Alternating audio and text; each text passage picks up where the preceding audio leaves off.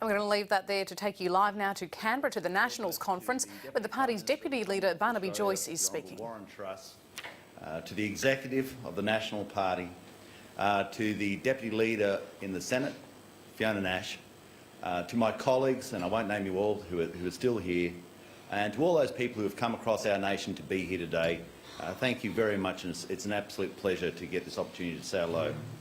I want to acknowledge two people amongst so many you could straight away.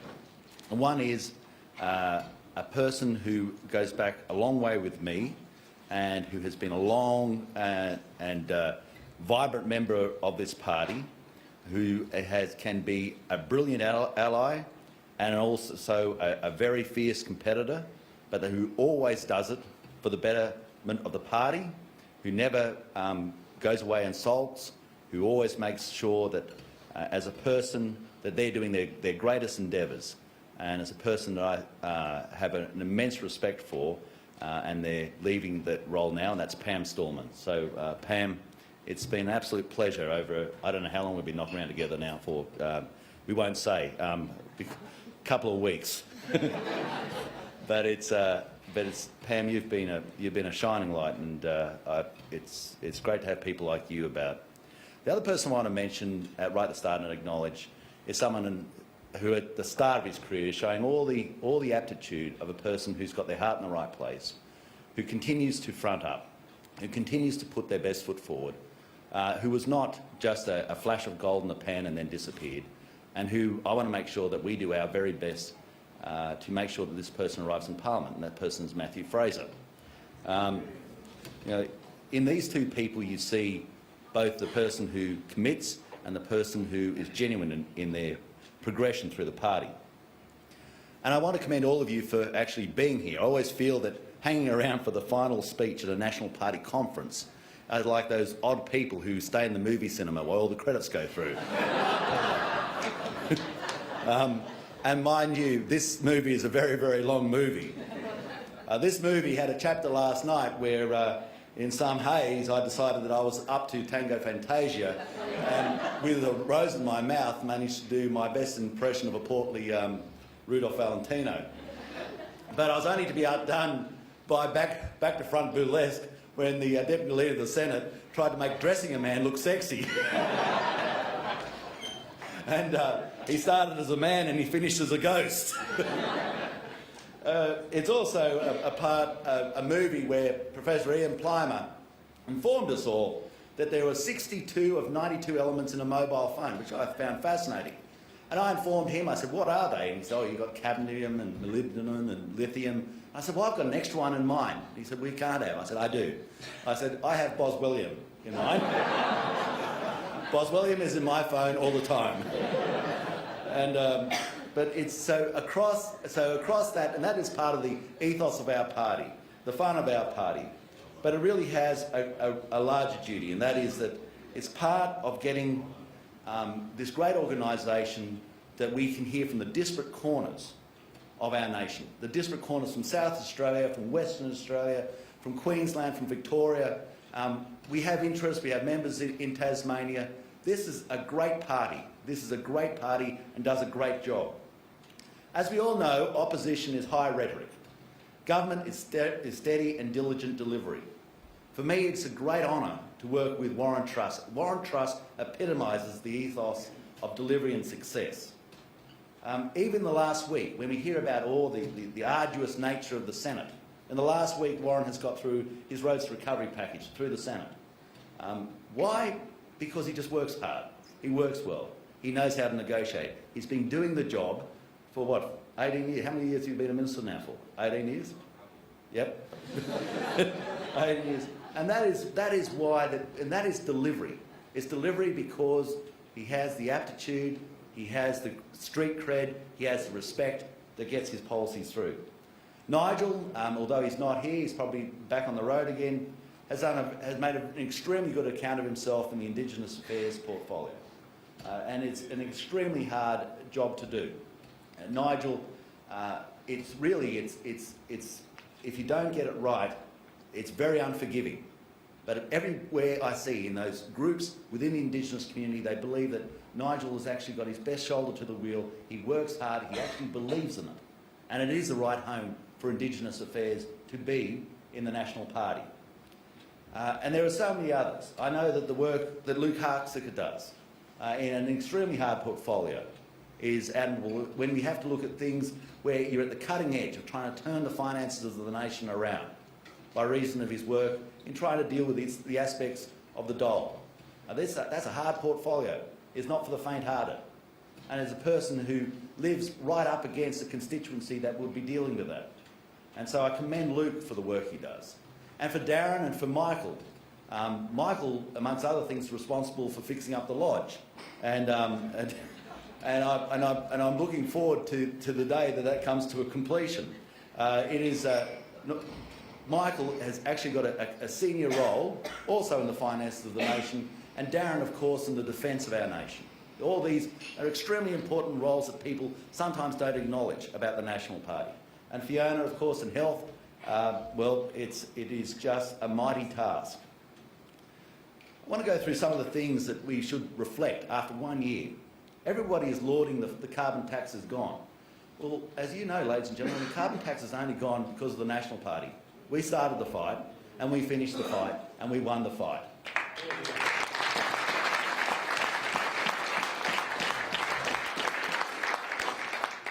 And the live cattle trade is back and bigger than ever. And that is another fight that was driven by our party. When others were, sometimes, we had one side that obviously didn't want it, we had to bring the steel back into the coalition and say, this is a good industry. We will stand behind it. We will win this fight. Go with us for this journey because it's the right outcome. And now everybody says it's the right outcome. Even the Labor Party has changed their views. And where did that start? With the National Party. And this gives you some of the sense of worth of our party. Right now there is a dams policy at foot, and it's being driven by our party. There are so many things that we have to give an account for ourselves because in 1 year into the job, we have to start saying some of the results that we are bringing about. And we have to acknowledge that this is probably, there's only one other conference of this party at a federal level, if it happens this time next year, before the next election. We have to be prepared. We have to start telling the Australian people the things we are doing. And here's some of the things we are doing. Let's talk about live cattle. Through the Port of Darwin, our numbers have gone up by 49% on where they were under Labor Party. Through the Port of Townsville, our numbers have gone up by 4,696% since they were where they were under the Labor Party. At Fremantle, they've gone up by 34%. At Portland, they've gone up by 37%. At Broome, they've gone up by 56%. Port Adelaide, 42%, and they don't give us much thanks for that. At Wyndham, 133%. At Geraldton, 196%. Even at Brisbane, 3%. These are the sort of numbers that if you deliver to a board, they'll say, I think you're doing a good job. The actual value, the value of our agricultural exports for the March quarter, because that gives us a clear reflection of comparing us to the previous government, 19.3% up in value. These are the numbers that mean we're actually delivering a better outcome. And maybe if we go to sheep. In sheep, our exports to Bahrain are up by 61%. Our exports to China are up by 12,770%. To Israel, they're up by 36%. To Malaysia, they're up by 27%. To Oman, they're up by 75%. To the United Arab Emirates, and these are serious markets in the Middle East, they're up by 233%. And what do we see? We see farmers at the farm gate getting a better return, getting more money in, getting real checks for something that in the past, in some instances, was worth nothing. I was talking to Wacker, who gives a very good example of a friend of his who said, in the past, if a sheep died, you threw it in the gully. Now you almost have to have a state funeral. But why does this happen? It happens not by accident. These things do not happen by accident. They happen by planning. They happen by work. They happen by the diligent actions of a government that is open for business. And it's extremely important that the Australian people understand that we are actually making a difference, that we are actually growing our economy, that we are actually once more in the live cattle trade where the prices went up to $2.35 live last year, and they'll be on their way back up again. That right now that people are saying there is a future.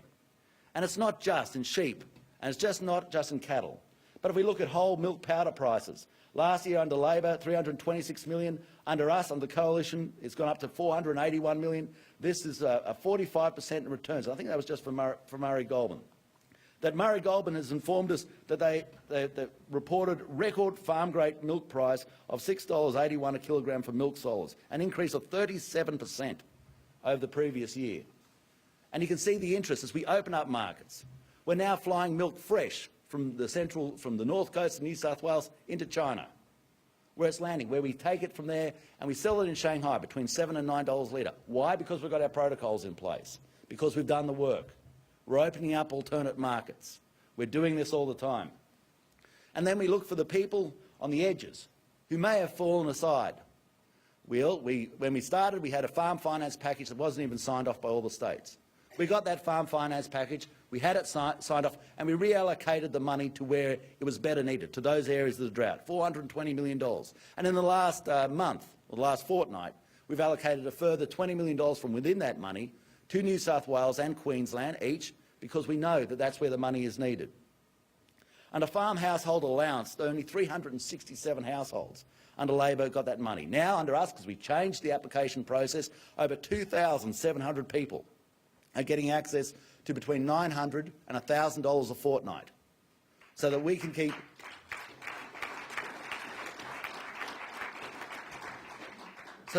keep dignity in these people's lives. And we're always aware of ways we can do things better. We're always aware. We're always trying to do a better job. We're always talking to our departments about how we can do a better job. We've got the AgVet chemical legislation repeal through. We've got the Ag White Paper well and truly underway in its further iterations between us and the Prime Minister's office. We've put money aside for feral pests. Everybody used to talk about wild dogs. We're actually doing something about it. We've put $10 million on the table for wild pests, $280,000 to coordinate it through the University of New England, through Armidale. We're actually starting a program where people are saying, yes, this government actually has a plan. And it doesn't just talk about it, it actually does it.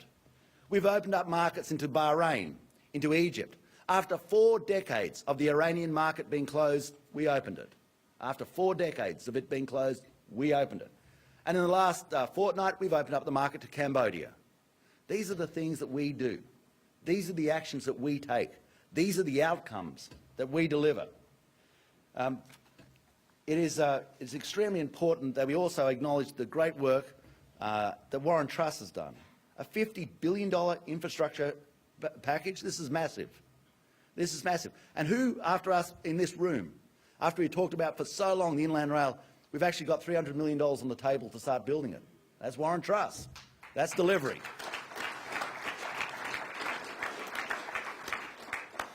And his $2.1 billion Roads to Recovery program, it got passed through the Senate, as we mentioned, the $2.3 billion financial assistance grants programs that's working their way out to councils. And let's also remember the 300 is one of his signature policies, the $300 million Bridges to Recovery program. And that we know that in very short order we will address, as has been presented to us from the concerns of this room, changes to the Foreign Investment Review Board guidelines. That will happen. Why? Because you asked it to happen. Because it was, and then other people said, oh, that's politically incorrect, you can't say that. You wanted it, we delivered it. Because we are a reflection of your desires. We are your servants. We do what you want us to do, because that is how the National Party works. I find that it's very hard for me to go through a speech without giving some perverse reflection on some bizarre historical figure, and today will be no different. And so I want to quickly reflect on Gaius Attalus Regulus and Lucius Aemilius Pappus, which you all would know is from the Battle of Telamon. Now, sometimes in life, when you think everything is under control, you've got to be aware of what might be coming your way. Around about 225 BC, before the good Lord, well, the First Punic War had been dealt with down in Corsica and Sicily. The Romans had gone up to the River Po and had subdued the Gauls, and those two gentlemen I just mentioned before had conducted a pretty decisive battle. A man by the name of Hasdrubal had been assassinated or committed suicide. Didn't really matter, he was gone. And and everything in Cisalpine Gaul was under control, and everybody was happy. No one was looking over the horizon. No one was thinking. Everybody thought that everything was under control. And then this gentleman, you might have heard of him, Hannibal, turned up with his elephants, and he had a merry old time in the Italian peninsula for about 15 years. We have always got to be aware of where our threats lie. We have always got to be aware of where, when we feel that everything is under control, that our seats are safe, that our party is safe, there's always an imminent threat. And that's where we'll leave the National Party's